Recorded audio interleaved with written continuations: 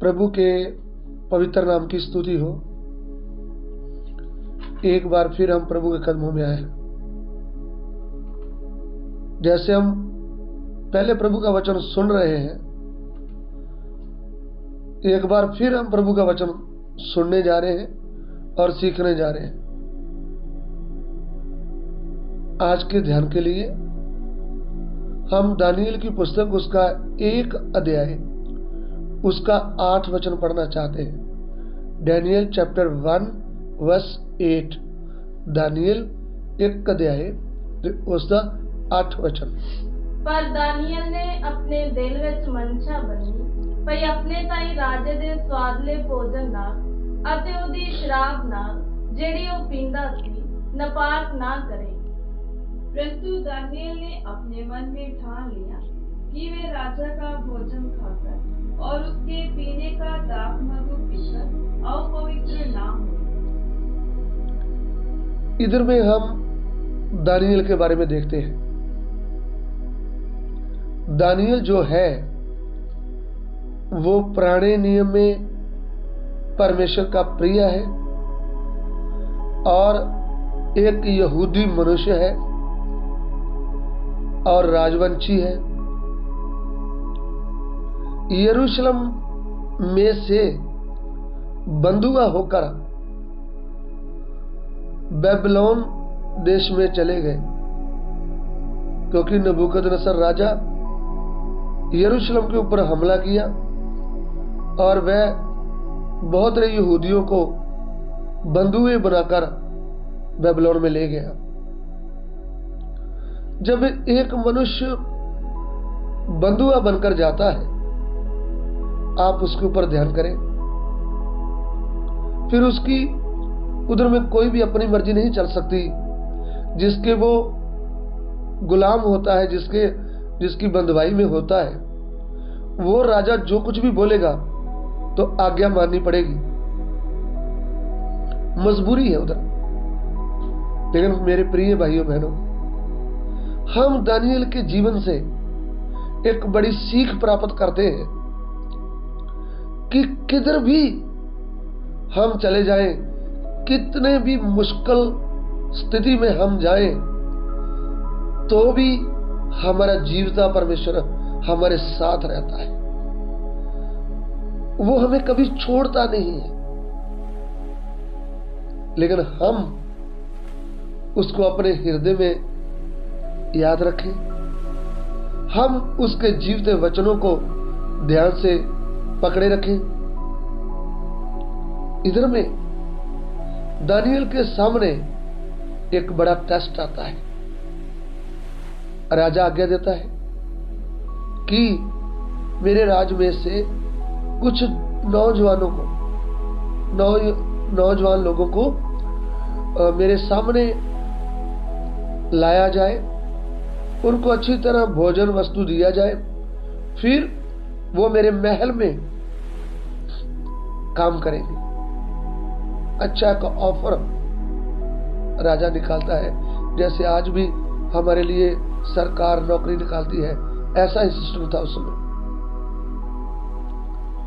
जैसे हम अपनी पढ़ाई लिखाई करके हमारे पास नौकरी नहीं होती तो हमें एक चिंता रहती है कि हमें भी अच्छा एक स्थान मिले, एक नौकरी मिले।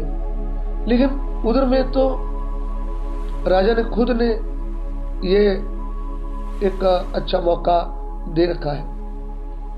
तो बात इधर आती थी कि राजा ने बोला था, जो नौजवान मेरे महल में खड़े रहेंगे उनके लिए मेरा स्पेशल भोजन दे दो, और उसके साथ साथ जो शराब, जो दारू मैं पीता हूं, वो उनको भी दी जाए। तो हम इस बात को समझेंगे तो हम बोल सकते हैं ये तो हमारी मजबूरी है, क्या करें, राजा की आज्ञा मानना है। लेकिन दानियेल के बारे में इधर में दानियेल का एक निर्णय हम देखते हैं कि उन्होंने राजा की आज्ञा की परवाह न करते हुए, कुछ भी हो जाए, मेरे परमेश्वर के नाम को मैं अपवित्र नहीं होने दूंगा, मैं अपने आप को अपवित्र नहीं होने दूंगा, मैं राजे का भोजन खा करके मैं अपने आप को अशुद्ध नहीं करूंगा। यह है बड़ी बात। यदि आप सच्चे विश्वासी हैं, यदि आपने प्रभु यीशु को दिल की गहराई से जाना है कि वो आपका सृष्टिकर्ता है, वो आपका बनाने वाला परमेश्वर पवित्र है, वह आपको पवित्र करने के लिए स्वर्ग छोड़कर मनुष्य के रूप में आया है और क्रूस के ऊपर अपना पवित्र खून बहा दिया है, और उस खून के ऊपर जब आपने विश्वास किया तो आपको पवित्र होने का मौका मिला, क्योंकि यीशु मसीह का लहू सारे पापों से शुद्ध कर देता है। यदि आप शुद्ध हुए हैं तो आपका अगला कदम क्या होगा? आप अपने आप को दोबारा आप पवित्र नहीं करेंगे, आप अपने आप को अशुद्ध नहीं करेंगे।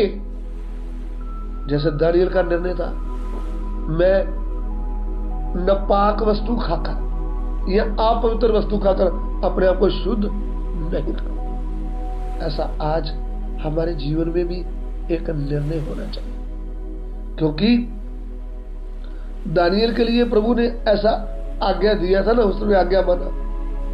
पुराने नियम की पुस्तक कहती है कि तुमने ये नहीं खाना, वो नहीं खाना, तो नए नियम में क्या कहता है वचन?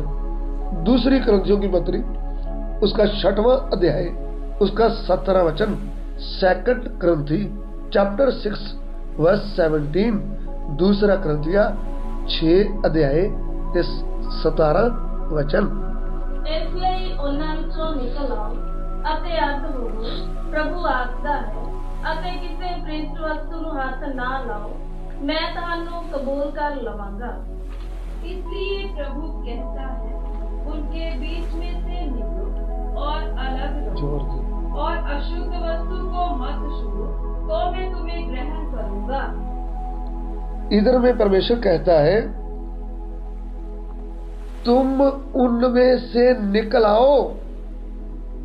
उनमें से का मतलब जो आपके शहर में, जो आपके गांव में, जो आपकी कॉलोनी में लोग रहते हैं, उनमें से निकल आओ। प्रभु के वचन ने हमको उनसे अलग किया है, तो हम उनके जैसे काम नहीं कर सकते, हम उनके जैसा भोजन नहीं खा सकते, हम उनके जैसा फैशन नहीं मार सकते, हम उनके जैसे काम नहीं कर सकते, क्योंकि प्रभु ने हमको चुनकर उनसे अलग किया है। तो हमको भाइयों बहनों दूसरे लोगों से अलग रहना है, और अशुद्ध वस्तुओं को खाना भी नहीं और हाथ भी नहीं लगाना। खाना भी नहीं, हाथ भी नहीं लगाना, नए में लिखा है। अपने आप को पवित्र करना है। प्रभु कहता है, तुम मेरे सामने पवित्र बनो और पवित्र रहो।